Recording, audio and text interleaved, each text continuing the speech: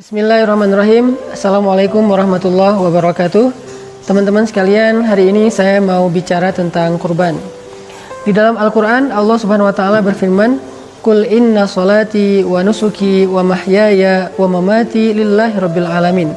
Katakanlah sesungguhnya salatku, kurbanku atau pengorbananku, kemudian hidupku dan matiku hanyalah untuk Allah, Rabbnya alam semesta.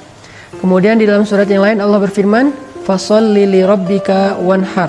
Maka solatlah untuk Tuhanmu dan berkurbanlah.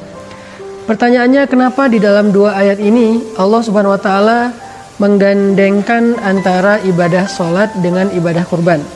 Ini menjadi sebuah dalil dan juga sebuah bukti bahwa kurban itu memiliki kedudukan yang sangat istimewa dalam syariat Islam. Pertama, ulama bersepakat bahwa ibadah yang dilakukan dengan harta yang paling baik itu adalah menyembelih hewan kurban. Sebagaimana ibadah yang dilakukan dengan fisik paling baik itu adalah ibadah sholat.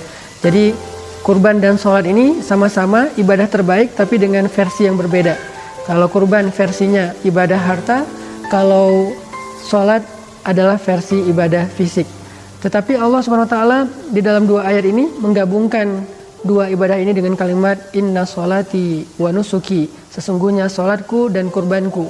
Fasholli li rabbika wanhar, sholatlah untuk Tuhanmu dan juga berkurbanlah.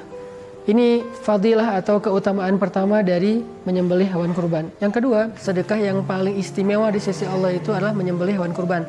Sampai sebagian ulama berpendapat menyembelih hewan kurban bagi yang punya kemampuan itu hukumnya wajib. Walaupun ini bukan pendapat mayoritas ulama, tapi sampai ada yang berpendapat demikian karena memang ayat-ayat tentang kurban ini cukup tegas dan juga cerita tentang kurban ini